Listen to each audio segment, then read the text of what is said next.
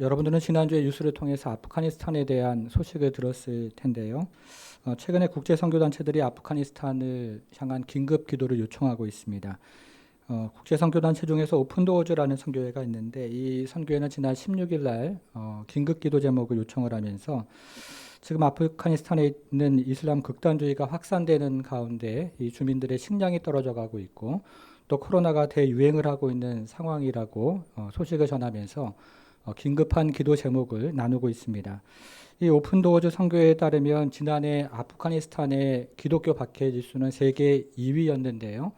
지난해에는 탈레반이 일부 지역만 차지하고 있는 상황에서 그랬으니까 현재 상황은 그것보다 한 10배가 증가한 상황일 것이라고 그렇게 이야기를 합니다. 지금 아프가니스탄에서 얼마나 많은 기독교인이 있는지는 정확하게 집계된 것이 없지만 선교학자들은 대략 10,000명에서 12,000명 정도가 아프가니스탄에 살고 있을 것이라고 그렇게 추산을 하고 있습니다. 그래서 우리 교회는 이번 주간에 아프가니스탄을 위해서 함께 기도하는 주간으로 기도하기를 원하는데요. 새벽에 나와서 우리가 아프가니스탄을 위해서 한 주간 기도하고 또 그 안에 있는 그리스도인들을 위해서 기도하기를 원합니다. 혹시 새벽에 나오기 어려우신 분들은 각자의 자리에서 또 아프가니스탄을 위해서 이 한 주간 함께 기도에 동참해 주시기를 부탁을 드리겠습니다. 오늘은 창세기의 요셉의 이야기로 돌아와서요. 인생의 중요한 순간마다 물어야 할 질문이라는 제목으로 오늘 본문 말씀을 가지고 함께 나누겠습니다. 우리는 지난 시간에 요셉과 형제들이 화해하는 내용을 살펴보았습니다. 좀 오래돼서 기억을 하시면 좋겠는데요. 요셉의 형제들이 애굽에서 양심의 시험을 그리고 질투의 시험과 대속의 시험을 통과하면서 양심이 깨어나고 영혼이 깨어나면서 요셉과 형제들이 화해하는 내용을 우리는 지난 시간에 함께 살펴보았습니다. 오늘 본문은 화해를 이룬 요셉의 가족들이 애굽으로 이민을 하는 내용으로 되어 있습니다. 이 이민하는 과정을 세 가지 과정으로 설명을 하고 있는데요. 오늘 본문을 통해서 이 세 가지 과정을 하나씩 생각을 해보겠습니다. 자, 첫 번째 과정은 바로가 초청을 하는 이야기로 되어 있는데요. 여러분 첫째 애굽에서 옆에다가 바로의 초청이라고 적어보겠습니다. 첫 번째 과정은 바로의 초청입니다. 그 내용이 16절부터 20절에 나와 있는데요. 우리가 16절부터 20절을 큰 목소리로 같이 읽어보겠습니다. 시작. 요셉의 형들이 왔다는 소문이 바로의 궁에 들리매 바로와 그의 신하들이 기뻐하고 바로는 요셉에게 이르되 네 형들에게 명령하기를 너희는 이렇게 하여 너희 양식을 싣고 가서 가나안 땅에 이르거든 너희 아버지와 너희 가족을 이끌고 내게로 오라. 내가 너희에게 애굽의 좋은 땅을 주리니 너희가 나라의 기름진 것을 먹으리라. 이제 명령을 받았으니 이렇게 하라. 너희는 애굽 땅에서 수레를 가져다가 너희 자녀와 아내를 태우고 너희 아버지를 모셔오라. 또 너희의 기구를 아끼지 말라. 온 애굽 땅에 좋은 것이 너희 것임이니라. 지금 애굽의 바로는 요셉의 형제들이 애굽에 왔다는 소식을 듣고 요셉의 가족들을 애굽으로 오라고 초청을 하고 있습니다. 그러면서 바로는 요셉의 가족들이 애굽으로 이민을 오는데 구체적인 방법을 알려주고 있습니다. 여러분 성경에서요, 가지고 있는 성경에서 17절을 한번 보십시오. 이렇게 하여라고 이야기하는 말을 한번 찾아보십시오. 그리고 19절에서도 이렇게 하여라는 말을 또 찾아보십시오. 이렇게 하여라는 말은 애굽으로 오는 방법을 알려주고 있는 것인데요. 일단 너희에게 준 양식을 가지고 애굽으로 돌아가서 굶주리고 있는 가족들을 먹이라는 것입니다. 그런 다음에 내가 너희에게 준 수레에다가 너희 가족들을 태우고 애굽으로 내려오라고 이야기하고 있습니다. 여러분 그러면 이 가족들이 내려올 때 바로가 요셉의 가족들에게 약속하고 있는 것이 무엇일까요? 자, 여러분 성경을 다시 한번 보시면 18절에서요. 애굽의 좋은 땅이라는 말의 표시를 한번 해보겠습니다. 애굽의 좋은 땅 18절에 있습니다. 표시를 한번 해보겠습니다.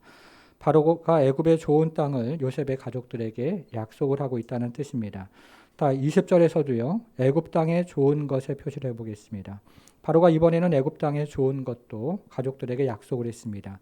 바로는 애굽의 좋은 땅을 약속하고 또 애굽 땅에 좋은 것들을 주겠다고 약속하면서 요셉의 가족들을 애굽으로 이민을 오라고 지금 초청을 하고 있는 것입니다. 이어서 요셉도 이 바로의 명령을 시행하면서 형제들을 아낌없이 대접을 하고 있는데요. 그 내용이 21절부터 23절에 나옵니다. 21절부터 23절도 같이 읽어보겠습니다. 시작. 이스라엘의 아들들이 그대로 할세.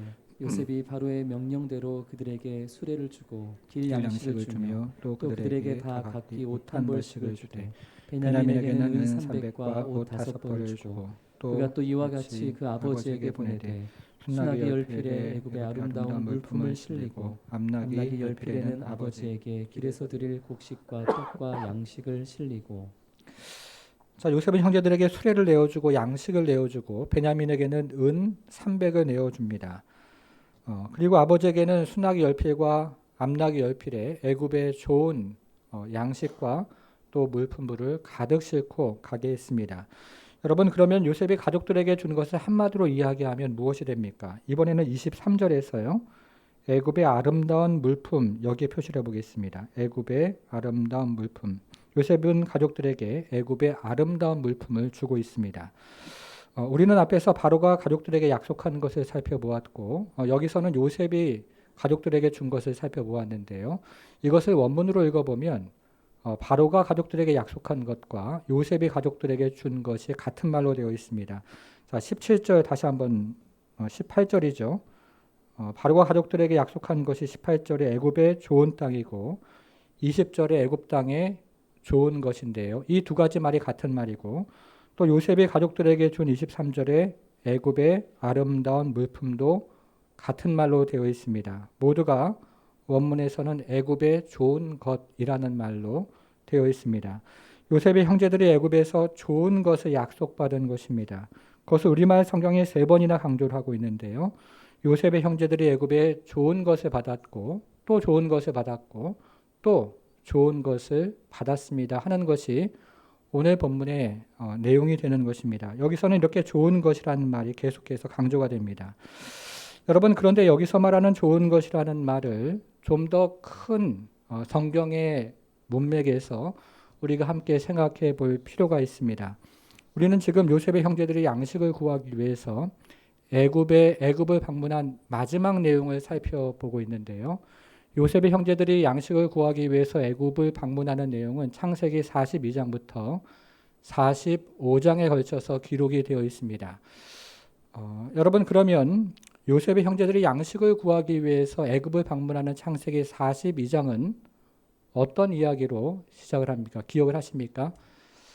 창세기 42장은요.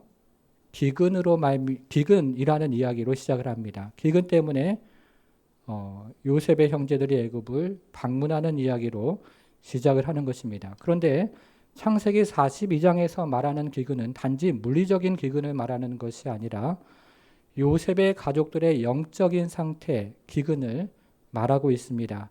여러분, 그래서 우리가 창세기 42장을 읽을 때 양식이 떨어져서 굶어 죽게 되는 상황에서 형제들이 서로에게 책임을 미루면서 서로 바라보고만 있었다 하는 말에 대해서 생각을 해보았습니다. 이처럼 창세기 42장은 기근이라는 말로 시작을 하는데요. 이때 기근은 물리적인 기근을 의미할 뿐만 아니라 영적인 기근을 의미하는 말이었습니다. 여러분, 그러나 요셉의 형제들이 애굽을 방문하는 중에 무엇을 경험합니까? 요셉의 형제들이 애굽을 방문하는 과정에서 양심의 시험과 질투의 시험과 대속의 시험을 통과하면서 그들의 영혼이 깨어나는 것을 우리가 살펴보았습니다. 여러분, 기억이 나십니까? 기억이 나셔요? 나시면 좋겠는데요. 네. 3주 동안에 우리가 양심의 시험, 질투의 시험, 대속의 시험이라는 제목을 가지고 이 과정을 살펴보았는데요. 그 과정을 통과하면서 참된 하나님의 백성으로 거듭나는 이야기에 대해서 생각해 보았습니다. 여러분, 그러면 요셉의 형제들이 애굽을 방문하는 마지막 본문인 오늘 창세기 45장은 어떤 이야기로 끝이 났습니까? 요셉의 형제들이 양식을 구하기 위해서 애굽을 방문하는 창세기 45장은요. 좋은 것에 대한 이야기로 끝이 났습니다. 그래서 우리가 좋은 것에 3번을 표시했습니다. 좋은 것을 받았고 또 받았고 또 받았더라 하는 이야기로 끝이 납니다. 이렇게 생각을 하면 요셉의 형제들이 애굽을 방문하는 이야기는 기근으로 시작해서 좋은 것으로 끝이 납니다. 창세기 42장에서 45장의 이야기를 우리가 얼핏 보면 그냥 지나가는 이야기로 읽기 쉬운데요. 이 이야기는 기근으로 시작해서 좋은 것으로 끝이 납니다. 그래서 요셉의 형제들이 애굽을 방문하는 이야기는 바로 복음의 이야기라고 할 수 있습니다. 기근으로 시작해서 좋은 것으로 끝이 나니까요. 창세기 42장에서 45장의 이야기는 바로 복음의 이야기라고 할 수 있는 것입니다. 제가 이 이야기를 복음의 이야기로 말씀을 드리는 또 다른 이유가 있습니다. 여러분 성경을 다시 한번 보시면요. 18절에서 좋은이라는 말을 다시 한번 찾아보세요. 좋은. 18절에서 좋은이라는 말을 한번 찾아보겠습니다. 찾았습니까? 네, 찾으셨어요? 네, 20절에서도 좋은이라는 말을 찾아보겠습니다. 좋은. 우리가 표시를 했죠. 23절에서는 아름다운이라는 말을 찾아보겠습니다. 아름다운 말이 원문에서는 좋은이라는 뜻입니다. 그러니까 좋은이라는 말이 오늘 본문에 모두 3번이 등장을 합니다. 원문에서 모두 좋은이라는 말로 되어 있습니다. 자, 그리고 화면으로 창세기 1장 31절을 보겠습니다. 1장 31절을 보니까 이렇게 되어 있죠. 하나님이 지으신 그 모든 것을 보시니 보시기에 심히 뭐라고요? 좋았더라. 여기에 등장하는 좋았다는 말과 오늘 본문에 3번 등장하는 좋다는 말이 원문에서는 같은 말로 되어 있습니다. 하나님이 인생을 좋은 것으로 창조하셨습니다. 그러나 죄가 들어오자 창세기 42장과 같은 인생의 기근을 경험한 것입니다. 그것이 어떤 인생에게는 병으로 나타나고 고통으로 나타나고 또 어떤 인생에게는 실제로 기근으로 나타나고 또 어떤 인생에는 영적인 기근으로 나타난다는 것입니다. 그러나 예수 그리스도의 구속으로 말미암아 우리 인생이 다시 회복되는 것입니다. 그것이 창세기 42장부터 45장까지의 이야기인데요. 예수 그리스도의 구속의 이야기 그리고 회복의 이야기 그래서 좋은 것이 3번이나 반복되는 이야기가 오늘 본문의 이야기인 것입니다. 그 중간의 이야기는요. 그래서 유다의 대속의 이야기가 등장합니다. 복음의 이야기입니다. 사랑하는 여러분, 혹 여러분 중에 이 코로나 시대를 살아가면서 기근을 경험하는 성도가 있습니까? 이 기근을 경험하는 이 성도의 인생 가운데는 예수 그리스도의 구속, 예수 그리스도의 은혜가 필요하다는 뜻입니다. 우리가 기근을 해결하기 위해서 이렇게 뛰어보기도 하고 저렇게 뛰어보기도 하지만 그러나 오늘 본문이 우리에게 이야기하는 것은 이 기근은 그리스도의 대속, 하나님의 은혜가 필요하다는 것입니다. 하나님의 은혜를 경험할 때 우리 인생이 회복이 되어지고 다시 우리 인생은 좋은 것으로 거듭나는 것이 오늘 본문의 이야기입니다. 여러분 모든 인생과 그리고 가정과 일터 가운데 이와 같은 하나님의 은혜와 그리고 구속의 역사가 있기를 주님의 이름으로 축복합니다. 2번째 이야기인데요.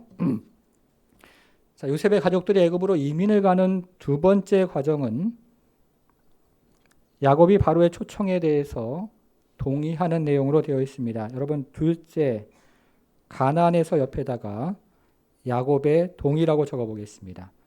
이제 형제들이 가나안으로 내려올 때 야곱이 애굽으로 올라가겠다고 동의하는 내용으로 되어 있습니다. 그 내용이 25절부터 28절에 나와 있는데요. 25절부터 28절도 같이 읽어보겠습니다. 시작.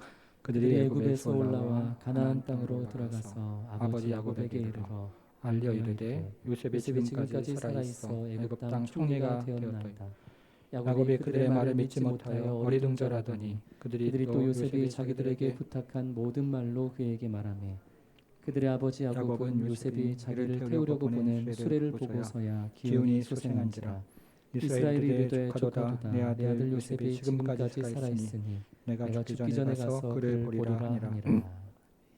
요셉의 형제들은 애굽의 좋은 것을 가지고 가나안으로 돌아왔습니다. 그리고 요셉이 살아있다는 소식과 또 요셉이 애굽의 총리가 되었다는 소식을 야곱에게 알렸습니다.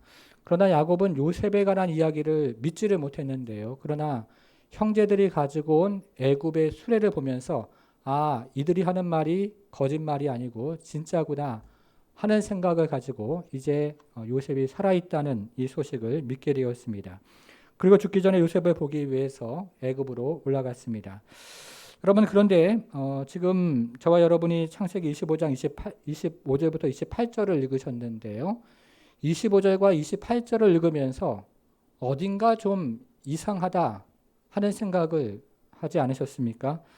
지금 요셉의 형제들은 애굽의 양식과 물건을 가지고 가나안 땅으로 내려와서 아버지에게 보여주고 말을 하고 있는 상황입니다. 그런데 여기에는 요셉의 형제들이 가지고 온 애굽의 그 좋은 물건들과 그리고 좋은 양식에 관한 이야기가 등장을 하지를 않습니다. 형제들이 받은 양식에 대한 이야기도 없고 그들이 받은 옷에 대한 이야기도 없으며 그리고 베냐민이 받은 은 300에 대한 이야기도 나오질 않습니다. 그리고 아버지 야곱이 받은 술에 암나귀와 순나귀 10필에 있는 가득 실린 좋은 양식과 또 물건에 대한 이야기도 여기에는 등장하지 않습니다. 여러분, 그러면 여기서 요셉의 형제들이 가지고 온 이 애굽의 좋은 양식과 물건에 관한 이야기가 전혀 등장하지 않는 이유가 무엇일까요? 자, 먼저 요셉의 형제들의 말을 한번 들어보겠습니다. 26절을 한번 보셔요. 26절. 알리어 이르되, 그 다음 누구의 이름이 있습니까? 거기 한번 표시를 한번 해보겠습니다. 요셉이 지금까지 살아있어 애굽 땅 총리가 되었더이다.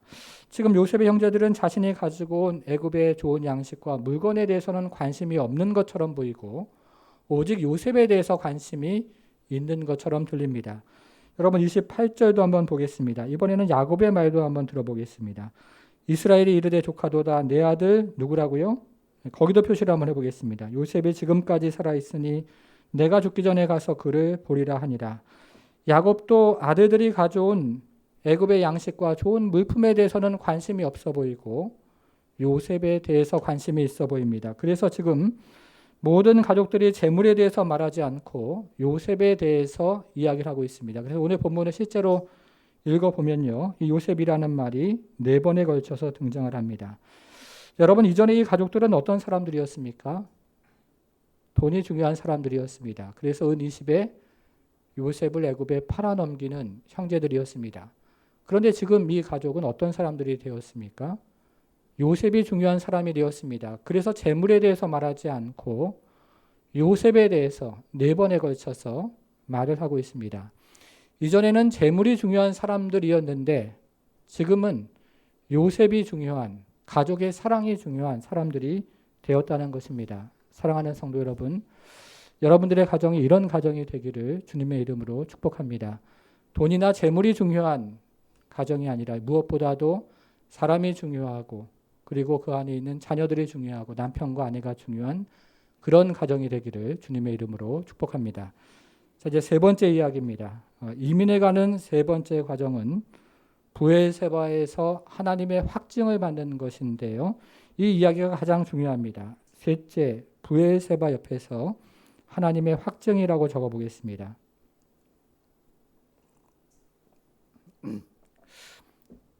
이제 야곱은 모든 가족들과 소유를 이끌고 지금 살고 있는 헤브론에서 애굽으로 내려갔습니다. 지금 야곱은 헤브론에 거주하고 있는데요.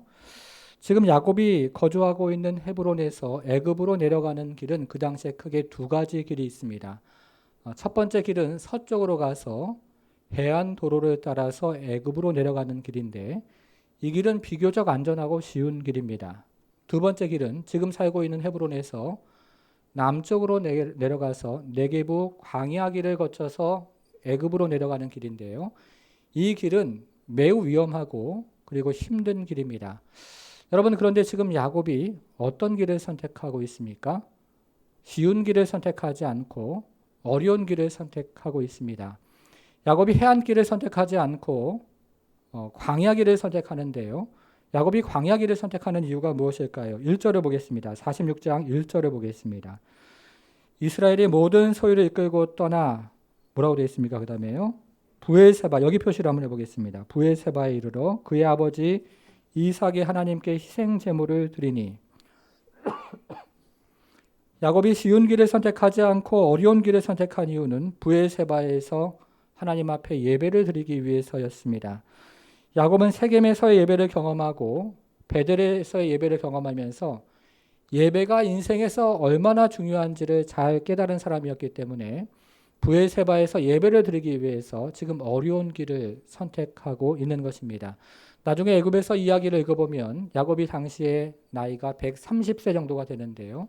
노구를 이끌고 어려운 길을 선택해서 예배를 드리고 있는 것입니다. 성도 여러분, 이 코로나 시대 여러분들의 예배 생활은 어떠십니까?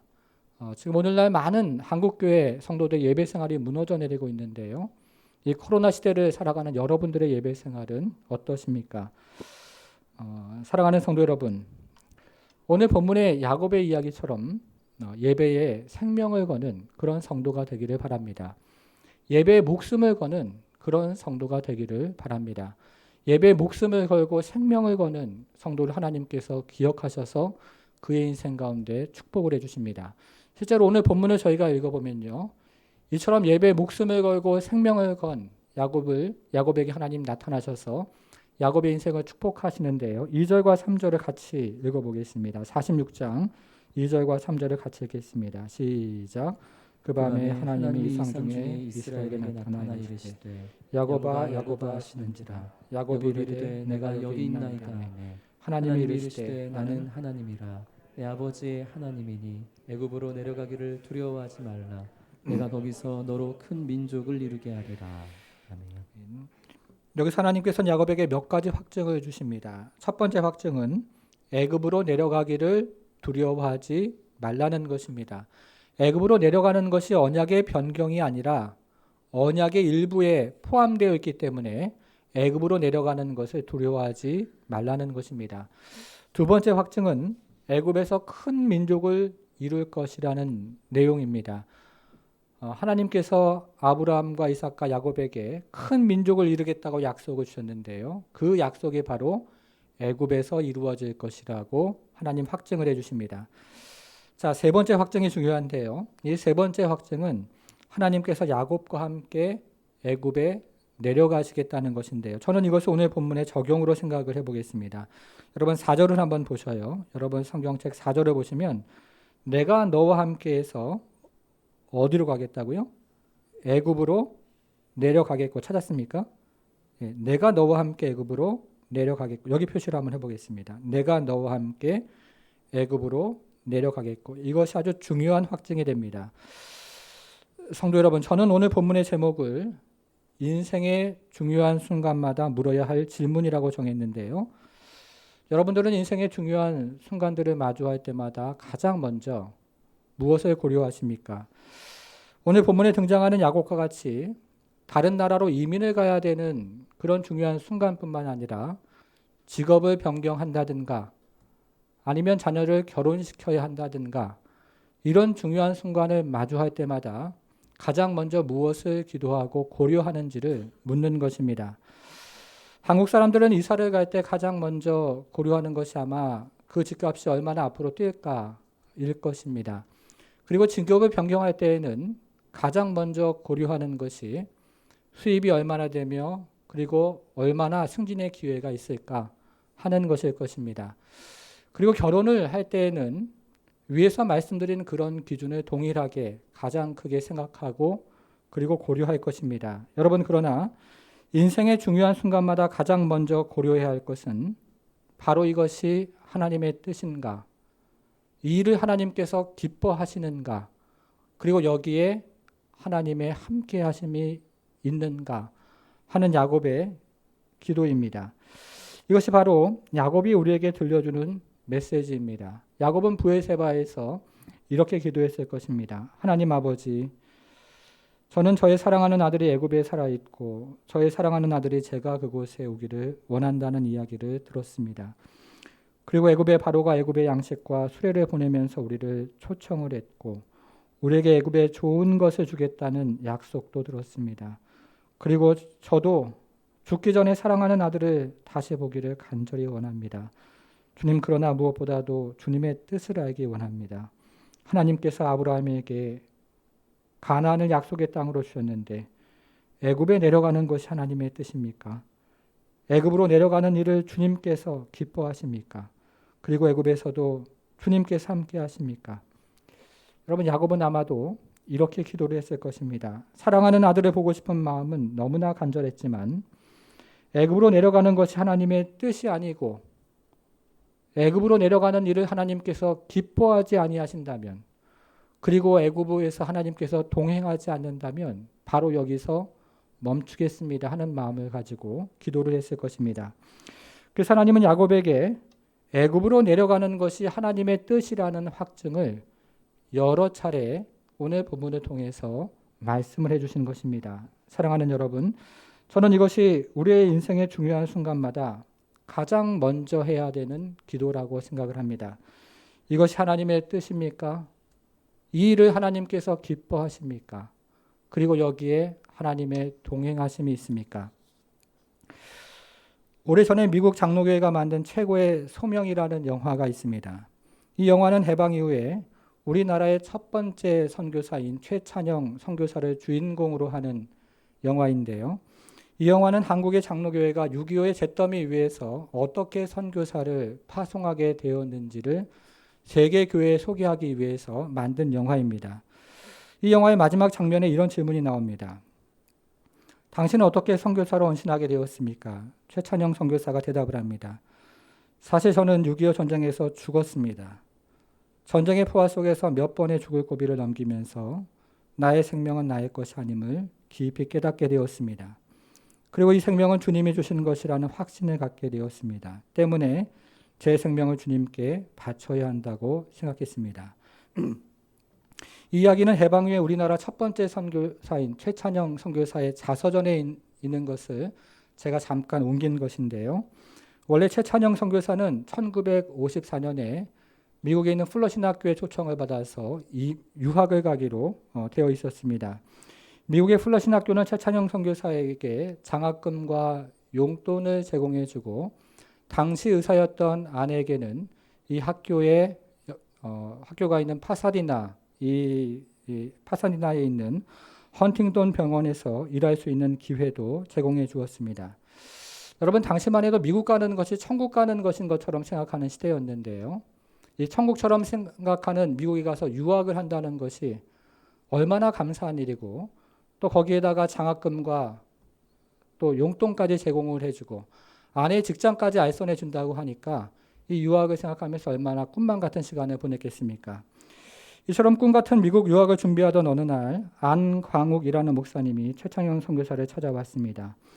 안 목사님은 총회 부탁을 받으면서 찾아왔다고 이야기하면서 이렇게 말을 했습니다. 최찬영 목사님, 지금 총회 선교부에서 해방 후 처음으로 선교사를 파송하려고 합니다. 그래서 여러 사람들과 상의를 해보았습니다. 또 여러 목사님을 만나보았는데 많은 사람들이 최 목사님 부부를 보내는 것이 좋을 것 같다고 해서 이렇게 오게 되었습니다. 사실은 내일 저녁에 총회 선교부 모임이 있는데 잘 생각해 보시고 선교사로 갈 생각이 있으면 내일 꼭 참석해 주시기를 바랍니다. 이렇게 말을 하고 떠났습니다. 여러분, 미국 유학이 결정된 사람을 찾아와서 선교사로 나가라는 것도 참 당황스러운데요. 이 결정된 사람에게 거기에다가 용돈도 주고 또 장학금도 주고 아내의 직장까지 다 정해져 있는 상황에서 내일 저녁 때까지 선교사로 나갈지 말지를 결정해서 알려달라고 하는 것은 듣는 사람의 입장에서는 참 황당한 그런 부탁이었을 것입니다. 그러나 최찬영 선교사 부부는 하나님의 뜻을 구하면서 손을 잡고 밤새도록 서로 이야기하고 기도하며 주 앞에 메어 달리기를 시작했습니다. 그리고 새벽녘에 생각을 이렇게 정리하게 되었습니다. 하나님이 부르시는 선교의 길은 주님이 원하시는 길입니다. 나의 생명은 덤으로 사는 것인데 주님이 나를 부르신다면 어찌 순종하지 않겠습니까? 이렇게 생각을 정리한 부부는 그토록 기다리고 그토록 준비했던 원했던 미국 유학 생활을 포기했습니다.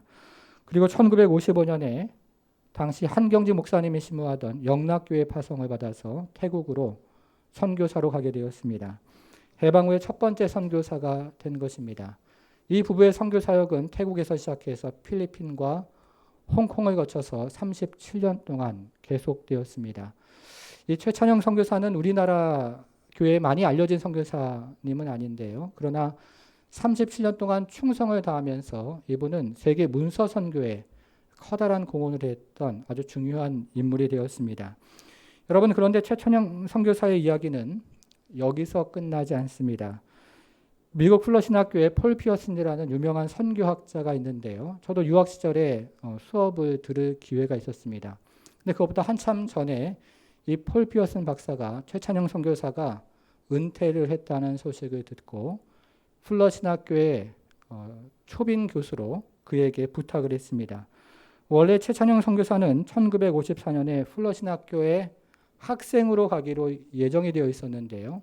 그로부터 37년 후에 플러신학교의 청빙 교수로 가게 된 것입니다. 저는 하나님께서 그의 순종을 기억하셔서 그의 인생을 차고 넘치게 갚아주셨다고 생각을 합니다. 그가 선교사로 은퇴를 할 때 어떤 사람이 이런 질문을 했습니다. 37년간 선교 사역을 마치고 이제 은퇴를 하게 되었는데 지난 날들을 돌이켜보며 후회되는 것이 없습니까? 라고 물었습니다. 선교사가 이렇게 이야기를 합니다. 내 잔이 넘쳤습니다. 내 잔이 넘치나이다. 이렇게 대답을 했습니다. 성도 여러분, 우리가 인생의 중요한 순간마다 가장 먼저 해야 할 질문이 무엇일까요? 인생의 중요한 고비마다 가장 먼저 고려해야 될 것이 무엇입니까? 이것이 하나님의 뜻입니까? 이 일을 하나님께서 기뻐하십니까? 여기에 하나님의 동행하심이 있습니까? 와 같은 야곱의 기도입니다. 그런 다음에 나의 뜻과 나의 기쁨을 내려놓고 순종하는 것입니다. 그러면 하나님께서 저와 여러분들의 인생을 차고 넘치게 해 주실 것을 믿습니다. 사랑하는 여러분, 이번 한 주간 살아가면서요, 하나님의 뜻을 구하며 살아가는 성도가 되기를 축복합니다. 그리고 올해 이제 몇 달 안 남았는데요. 또 올해 한 달 한 달을 살아가면서 무엇보다도 하나님께서 기뻐하시는 일을 구하며 살아가는 성도가 되기를 바랍니다. 그리고 남은 인생을 살아갈 때 하루하루 주 앞에 묻고 그리고 주님의 동행함을 구하는 그런 인생이 되기를 주님의 이름으로 축원합니다. 기도하겠습니다.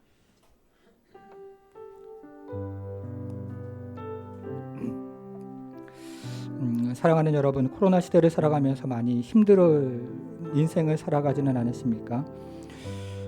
그런데 이렇게 힘들고 어려운 시대를 살아갈 때 우리가 자칫 놓치기 쉬운 기도가 바로 야곱의 기도입니다. 이것이 하나님의 뜻입니까? 이 일을 하나님께서 기뻐하십니까? 그리고 여기에 하나님이 함께 하십니까? 상황이 어렵다 보니까요, 우리가 부지중의 상황을 쫓아가는 그런 시대 속에서 우리도 그런 시대를 살아가고 있습니다. 그러나 이와 같이 어렵고 힘든 시대를 살아가면서 하나님의 뜻을 구하면서 살아간다면, 또 무엇보다도 하나님께서 이 일을 기뻐하시는가를 생각하며 살아간다면, 또 하나님께서 이 일에 함께 하시는가를 구하며 살아간다면 우리 인생은 반드시 하나님 주시는 은혜로 차고 넘치는 인생이 될 것입니다. 오늘 우리에게 주신 말씀을 기억하면서 잠시 기도하겠습니다. 하나님 아버지, 하나님 아버지, 이 시대가 참으로 더 눈에 보이는 것과 귀에 들리는 것과 피부로 느끼는 것을 우리에게 요구하고, 그리고 하나님 아버지 시대를 살아가는 또 우리들도 하나님 아버지 상황을 쫓아서 이 넘실거리는 파도와 그리고 밀려오는 물결과 쓰나미처럼 밀려드는 하나님의 상황 속에서 어찌할 바를 몰라 하나님 아버지 이리 흔들리고 저리 흔들리는 인생을 살아가고 있습니다. 주여 불쌍히 여겨주시고 하나님 긍휼히 여겨주옵소서. 하나님 아버지, 다시 한번 우리에게 들려주시는 이 약속의 말씀을 부여잡고 이것이 하나님의 뜻입니까? 이 일을 하나님께서 기뻐하십니까? 여기 하나님이 함께 하심이 있습니까? 하나님 아버지, 이 고백을 가지고, 이 질문을 가지고, 이 우선순위를 가지고 주 앞에 나가는 성도들 될 수 있도록 하나님 도와주시기를 기도하오니, 이 시대를 긍휼히 여겨주시고 이 시대를 불쌍히 여겨주시고 우리 영혼이 다시 한번 깨어서 주를 바라보게 하시고 우리의 기도가 다시 한번 깨어서 하나님을 찾게 하시고, 하나님 아버지, 참으로 짓눌리고 어려운 시대 가운데 하나님의 뜻을 구하며 살아가는 성도들 될 수 있도록 우리 하나님 함께해 주옵소서. 하나님 기뻐하는 일이 무엇일지, 하나님 함께 하심이 무엇인지를 하나님 생각하게 하시고 하나님의 뜻을 구하며 주 앞에 나아가는 우리 모든 성도들 될 수 있도록 하나님 아버지, 참으로 어려운 시대를 우리 성도들이 살아가고 있습니다. 쓰나미처럼 밀려오는 상황과 파도처럼 밀려오는 하나님 주변의 여건들과 그리고 하나님 아버지 온몸으로 맞이하는 그런 바람들을 맞이하면서 우리도 상황을 쫓아 또 상황에 따라서 이리 밀리고 저리 밀리고 하나님 아버지 그런 인생을 살아가고 있습니다. 주여 불쌍히 여겨주시고 긍휼히 여겨주셔서 오늘 다시 우리에게 야곱의 기도를 하나님께서 일깨워 주시는 것처럼 하나님 아버지 이것이 하나님의 뜻입니까? 이 일을 하나님께서 기뻐하십니까? 여기에 하나님이 함께 하십니까? 하는 하나님 질문과 기도를 가지고 살아가는 인생이 될 수 있도록 주여 우리를 긍휼히 여겨 주옵소서. 이 한 주간 살아갈 때 하나님의 뜻을 쫓아 살아가는 성도들 될 수 있도록 주여 도와주시고 올 남은 한 해를 살아갈 때 하나님께서 기뻐하시는 그런 하루하루가 될 수 있도록 주여 은혜를 베풀어 주시며 우리의 남은 인생 가운데 이 길 가운데 하나님이 함께 하십니까? 저 길 가운데 하나님이 함께 하십니까를 묻고 하나님이 함께 하시는 길을 우리가 선택하며 살아갈 수 있는 인생들이 될 수 있도록 우리 하나님 함께 해 주옵소서. 어렵고 하나님 아버지 쉬운 길이 아닐지 모르지만 그러나 그 길을 살아갈 때 우리 인생을 차고 넘치는 은혜로 갚아주실 줄을 믿사오니 먼저 그의 나라와 그의 의를 구하는 모든 성도들에게 이 모든 것을 더하시는 하나님의 은혜를 경험할 수 있도록 우리 하나님 축복하여 주옵소서. 감사드리며 예수님의 이름으로 기도하옵나이다.